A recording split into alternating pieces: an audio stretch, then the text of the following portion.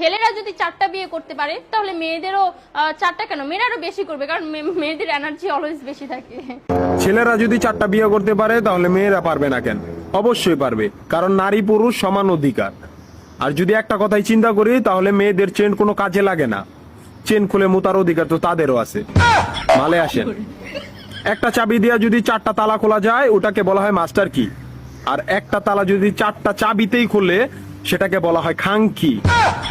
ধরেন আপনি 4টা ইঁদুর পালেন, আপনার কাছে গর্ত আছে একটা, বাহিরে অনেক বৃষ্টি, বুঝেনি তো ওয়েদার ডিমান্ড, এখন 4টা ইঁদুরের একসাথে গর্তে ঢুকতে হবে, তখন আপনি কি করবেন? ধরলাম উপরে নিচে মিলাই আরো 2টা আছে, হ্যাঁ, তাহলে 4 নাম্বার ইঁদুরটা কই যাবো? কানের ফুটা দা না নাকের ফুটা দিয়া? হ্যাঁ, তার মধ্যে মাসের মধ্যে 7 দিন থাকে লকডাউন।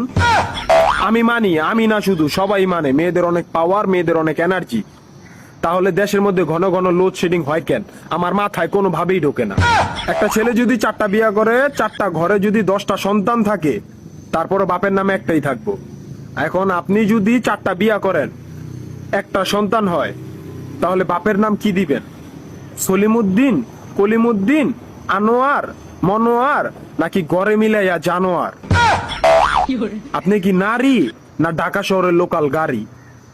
30টা সিট ফুল, 20 জন দাঁড়ানো, তারপরও বলে পিছনে সিট খালি, ওঠেন তাড়াতাড়ি, পিছনে সিট খালি, ওঠেন তাড়াতাড়ি।